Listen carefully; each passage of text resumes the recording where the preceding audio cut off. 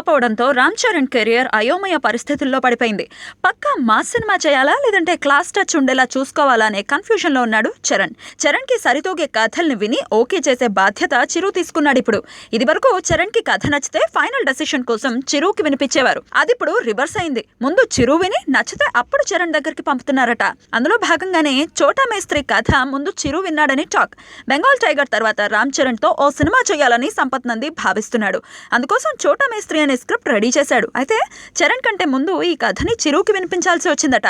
చిరు కథంతా విని తర్వాత చెప్తా అని సంపత్ నందిని పంపించేసినట్టు తెలుస్తోంది. చిరు ఓకే అంటే చోటా మేస్త్రి ప్రాజెక్ట్ ఉంటుంది, లేదంటే లేదు. అందుకే సంపత్ నంది ఇప్పుడు చిరు వైపు ఆశగా చూస్తున్నాడు.